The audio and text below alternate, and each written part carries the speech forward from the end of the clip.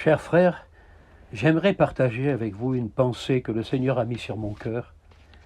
Et pour introduire cette pensée, j'aimerais que nous puissions lire ensemble un texte qui se trouve dans le livre des Psaumes au chapitre 126 et au versets 5 et 6. Ceux qui sèment avec larmes moissonneront avec chant d'allégresse. Celui qui marche en pleurant quand il porte la semence revient avec allégresse quand il porte ses gerbes.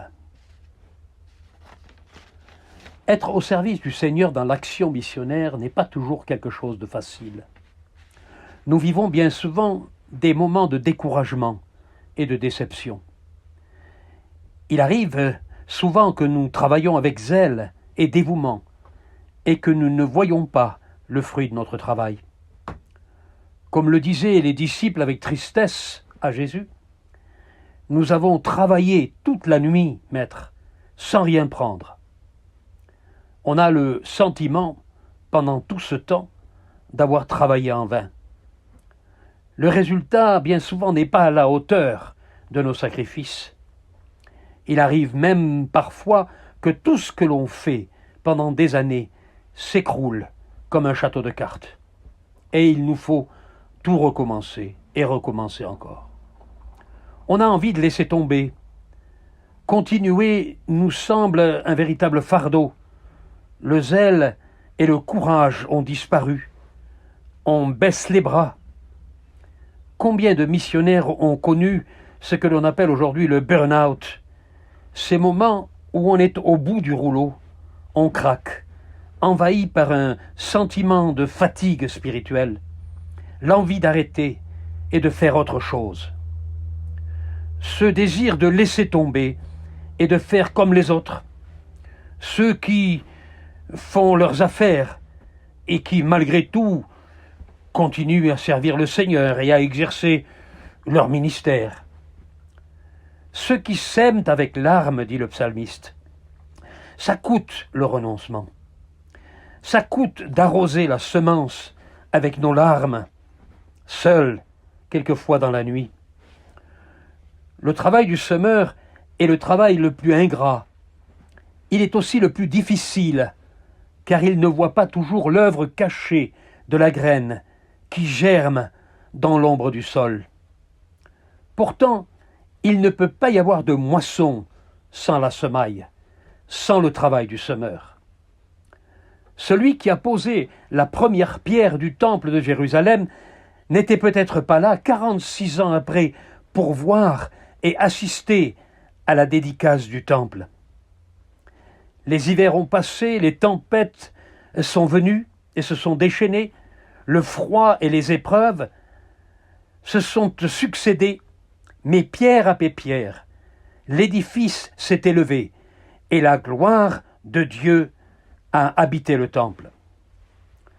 Le semeur a appris la patience, sachant que le processus s'opère caché dans le sol.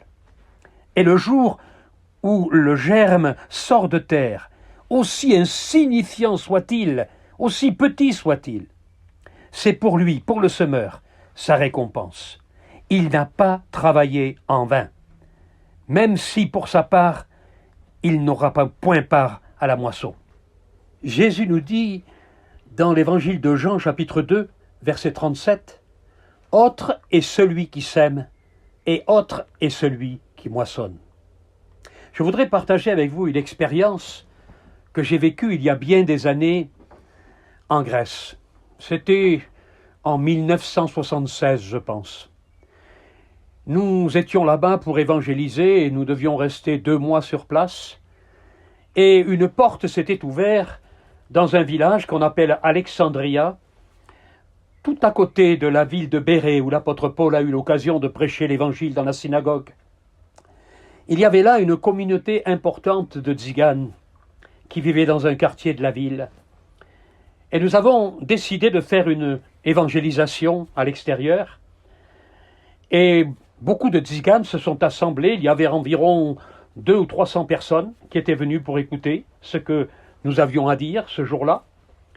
Et un jeune homme s'est approché avec des béquilles, il devait avoir 15 ou 16 ans, Il était boiteux, incapable de marcher, et nous avons prié pour lui. Sur le champ, il a jeté ses béquilles et il s'est mis à marcher. Pour nous, c'était une explosion de joie. Nous étions convaincus qu'un tel miracle aurait été le point de départ d'un réveil dans tout ce quartier. Le tumulte s'est fait, les gens se sont mis à crier, et les voisins ont été attirés par ce désordre et par ces cris, ont appelé la police pensant que les gitans étaient en train de se battre. La police est arrivée, nous ont pris et nous ont conduits au poste de police. Ils nous ont gardés une partie de la journée, puis ils nous ont relâchés en nous défendant de retourner donc dans ce quartier. Nous sommes restés quelque temps sans revisiter ce quartier, mais imaginez-vous que notre cœur brûlait pour retrouver ce garçon qui avait vécu un tel miracle et surtout ces gens qui avaient assisté à cette démonstration de la puissance de Dieu. Comme nous sommes arrivés dans le village au bout de quelques jours, les portes étaient fermées, personne ne nous reçut, les volets étaient retirés et aucun de ceux qui avaient assisté à ce miracle merveilleux ne nous a accueillis. Nous apprîmes plus tard que, au fond, les prêtres étaient passés, les orthodoxes étaient passés et avaient fait pression sur les gens en disant que le garçon avait été guéri par la puissance du diable et que nous étions des antichrists et qu'il ne fallait plus nous recevoir et que surtout, s'ils se convertissaient aux évangéliques, eh bien, ils n'auraient plus le droit d'aller dans les hôpitaux, leurs enfants n'auraient plus le droit d'aller à l'école, et même si quelqu'un décédait dans la famille, il n'aurait plus le droit d'être enterré dans le cimetière. Ce qui a provoqué une opposition à l'évangile. Nous avons essayé 2-3 fois de retourner dans ce village sans aucun succès. Et puis, une vingtaine d'années plus tard, je retrouvais le frère Stéphanos Papadopoulos, qui était le responsable de l'œuvre en Grèce, qui habitait Thessalonique, et il me dit ce jour-là, écoute frère, il faut que tu viennes avec moi. Je lui dis, ah bon, où ça? Viens avec moi. Nous avons pris la voiture, et nous avons pris donc la route qui conduisait à Alexandria. À l'approche de la ville, j'ai repéré le panneau Alexandria, j'ai dit, mais nous allons à Alexandria. Il me dit, oui, nous allons à Alexandria. Quand nous sommes arrivés là-bas, il y avait dans la place du village une église évangélique tzigane. Et j'étais étonné, je dis mais c'est pas possible. Il dit ce soir il y a une réunion dans l'église et nous allons y assister.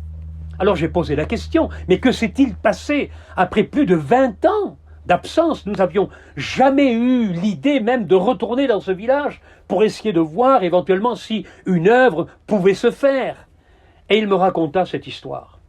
Il me dit qu'un jeune garçon qui avait à l'époque entre 12 et 15 ans avait été touché par l'évangile ce jour-là. La seule personne véritablement touchée par la grâce de Dieu.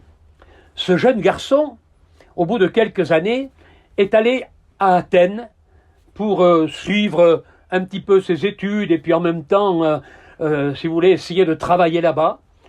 Et il est allé vivre chez sa tante, et sa tante habitait juste à côté de l'église de Pentecôte. Attiré par l'évangile, et surtout par le Saint-Esprit, il s'est rendu à l'église de Pentecôte, donc d'Athènes. Il s'est converti, il a été pris en main par le pasteur, qui l'a formé, enseigné, et au bout de quelques années, ce garçon-là, rempli du Saint-Esprit, est retourné dans son village. 20 ans après, est retourné dans son village. Et il a commencé à prêcher l'évangile dans son village, dans la fameuse ville d'Alexandria, et les gens se sont convertis, se souvenant du message qui avait été prêché pour la première fois, et le Saint-Esprit s'est mis à l'œuvre dans les cœurs. Il a fondé une église, la première église d'Alexandria, et nous étions là, assistant à la réunion, et ceux qui étaient présents, beaucoup d'entre eux étaient ceux qui avaient écouté l'évangile plus de 20 ans auparavant, lorsque nous avions semé la parole dans leur cœur. Je voudrais vous dire que notre travail n'est jamais en vain. Les uns, c'est vrai, vont semer et les autres vont moissonner. Ne vous découragez pas.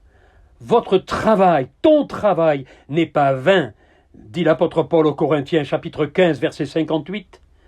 Aussi, mes frères, dit-il, soyez fermes, inébranlables, travaillant de mieux en mieux à l'œuvre du Seigneur, sachant que votre travail ne sera pas vain dans le Seigneur. Hébreux chapitre 6, verset 10 nous dit aussi « Dieu n'est pas injuste pour oublier votre travail et l'amour que vous avez montré pour son nom. » Ne donne pas plus d'importance à ce que tu fais et peut-être au peu de résultats que tu as aujourd'hui qu'à celui pour qui tu le fais. Je répète, ne donne pas plus d'importance à ce que tu fais qu'à celui pour qui tu le fais. Car l'important, c'est celui pour qui on le fait. Le résultat ne dépend pas de toi, mais de lui. N'envie pas les autres, mais réponds à ton appel et laisse faire Dieu. Il prendra soin de toi et de son œuvre. Ne te décourage pas. Dieu te voit et connaît tes sacrifices et ton amour pour son œuvre. Malachie chapitre 3 verset 18 nous rappelle quelque chose d'important. Le jour viendra, dit-il, où vous verrez la différence entre celui qui sert Dieu et celui qui ne le sert pas. On peut quelquefois se servir de Dieu. On peut éventuellement inclure dans nos activités un peu de Dieu. Mais laisse-moi te dire une chose. Le jour viendra où on verra avec vérité la différence entre celui qui aura servi Dieu et celui qui ne l'aura pas servi. Comme dit le livre des Juges, chapitre 8, verset 4, « Gédéon et ses hommes étaient fatigués, mais poursuivants toujours. » C'est là notre appel. Fatigué peut-être, mais continue. Poursuis et réponds à l'appel que le Seigneur t'a fait.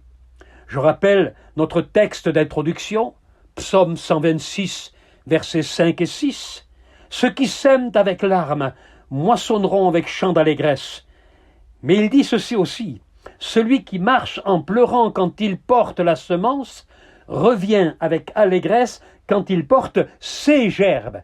Le jour viendra où tu te réjouiras avec la brassée de gerbes que tu auras dans tes bras. » Si Dieu t'a appelé à travailler dans son champ et dans sa moisson comme semeur ou moissonneur, sache que nous sommes ouvriers avec lui et que, pour notre fidélité à son appel, quand le jour viendra, il ne manquera pas de nous donner notre récompense.